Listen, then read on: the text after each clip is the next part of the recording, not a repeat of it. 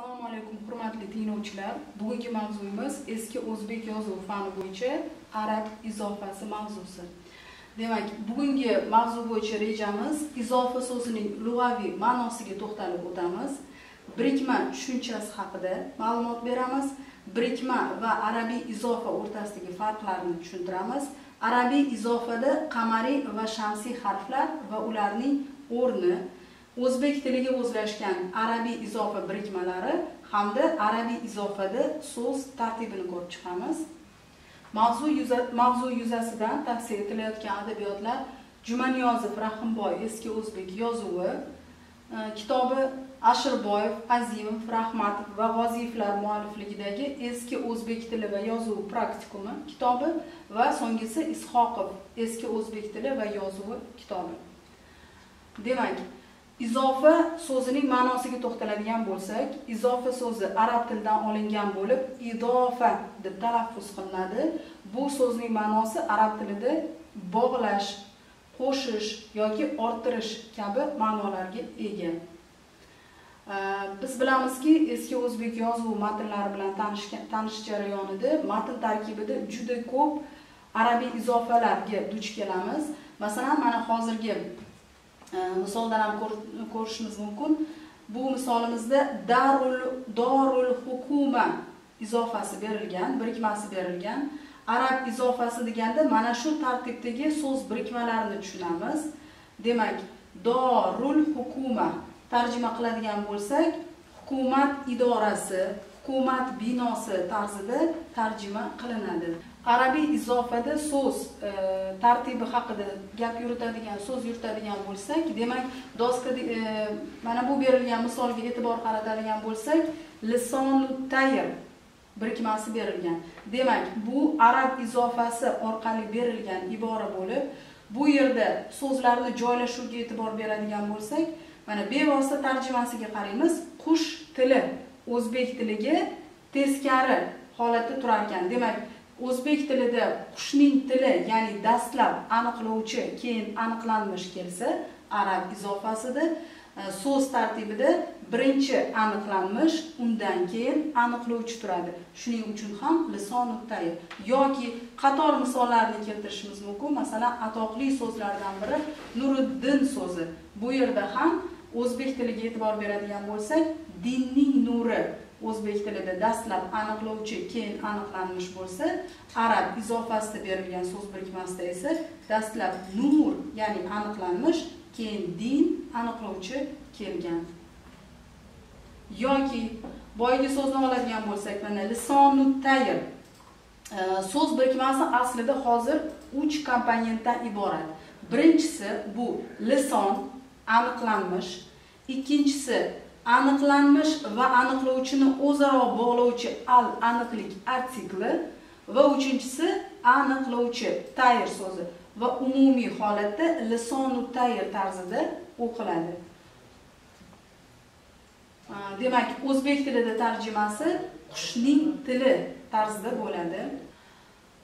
Arab izofasida berilgan so'z birikmalarida e'tibor berish kerak bo'lgan muhim jihatlardan biri bu arab izofasining aniqlovchi qismi qaysi harf bilan boshlanganligi.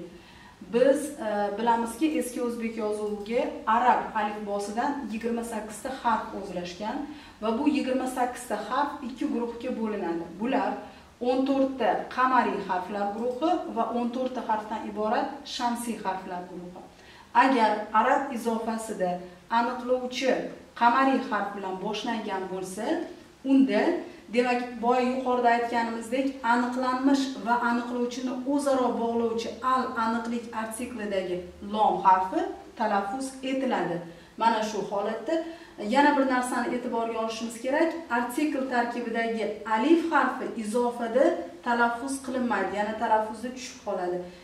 Lom harfi esa yuqorida qayd etganimizdek, agar aniqlovchimiz qamariy harf bilan boshlangan bo'lsa, talaffuz qilinadi. Demak, o'qiymiz. Abdul G'affor. Demak, g'ayn harfi qamariy harf bo'lganligi uchun biz lom harfini talaffuz qildik. Yoki ikkinchi misolimiz dor aniqlanmish, al aniqlik artikli orqali bog'landi aniqlovchiga. Aniqlovchimiz funun so'zi. Funun so'zidagi birinchi harfimiz fe. Fe harfi qamariy harflar guruhida joylashgan. Demak, artikldagi lom harfi to'liq talaffuz qilinadi. Dorul funun. Umuman olganda al aniqlik artiklini arab tili grammatikasida qator vazifalari mavjud bo'lib, eski o'zbek yozuv nuqtai nazaridan ularni ikkita jihati ko'proq ahamiyatli. Bundan biri yuqorida aytganimizdek, demak, arab izofasida aniqlanmish va aniqlovchini o'zaro bog'lovchi vazifasida kelishi, hamda ikkinchisi yagonalikni, yolg'izlikni anglatishi. Bu holatni mana birinchi misolni oladigan bo'lsak, kitobush shifo, demak, shifo kitobi. Yuqorida aytganimizdek, yolg'izlik, bittalikni ifodalash uchun biz juda ko'p bilamiz, allomalarimizni ismlarida o'zlari tug'ilib o'sgan joylarni o'sha ismlariga qo'shib aytish o'sha davrda urf bo'lgan. Bunga mana al Xorazmiy, al Farg'oniy, az Zamaxshariy, at Termiziy kabi misollarni keltirishimiz mumkin. Demak, endi biz sizlar bilan qamariy harflar, ya'ni aniqlovchisi qamariy harf bilan boshlangan arab izofasiga misollar keltiramiz.